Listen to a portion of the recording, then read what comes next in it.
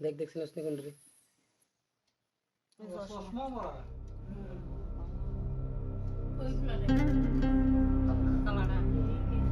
যা ওইটা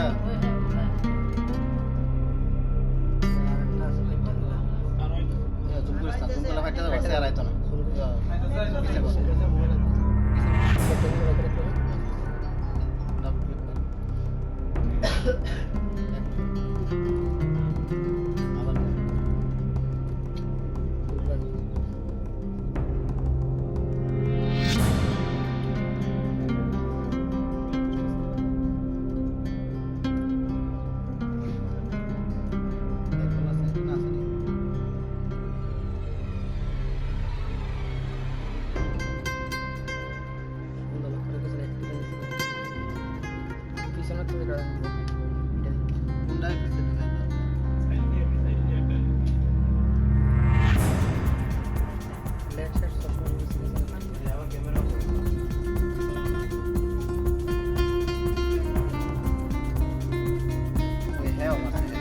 বেশি পিক আপ দেয়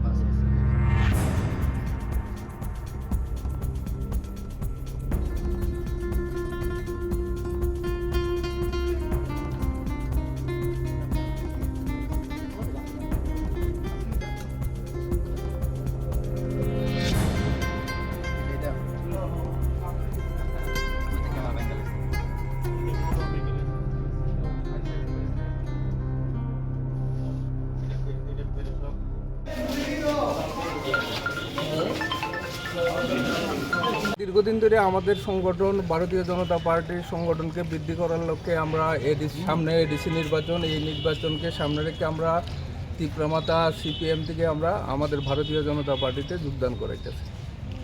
এরই পরিপ্রেক্ষিতে আবার আগামী 8 তারিখ আমরা একটা বাইক র্যালি যুব মোর্চার উদ্যোগে বাইক র্যালি করার পরিকল্পনা আমরা গ্রহণ করছি।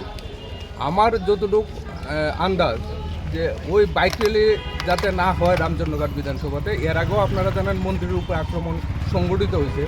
হ্যাঁ, এই বাইক র্যালি যাতে না করা যায় তার লেগেই সম্ভবত আজকের এই তীব্রমাতা মানে যুব মোর্চার সভাপতির উপর আক্রমণ সংগঠিত করছে। কজন আহত হয়েছেন আক্রমণে যুব মোর্চার সভাপতি এবং যুব মোর্চার সভাপতির মা। নাম কি দুজনের? যুব মোর্চার সভাপতি রামচন্দ্রঘাট যুব মোর্চার সভাপতির নাম হইল রূপক ঘোষ, আর ওর মা হইল মিনা ঘোষ। কোন জায়গাতে আক্রমণটা হয়েছে? তার বাড়িতে সকালবেলা 8:30 থেকে 9টার ভিতরে সংঘবদ্ধ হামলা, প্রায় সখানেক সেখানে তীব্রমাতার লোকজন সেখানে উপস্থিত। এখন আপনারা কোথায় এসেছেন? আমরা প্রথমে পিএসএ কল করছি, কল করার পরে আমরা এখন থানাতে আনছি ট্রিটমেন্ট করার জন্য, হসপিটালে।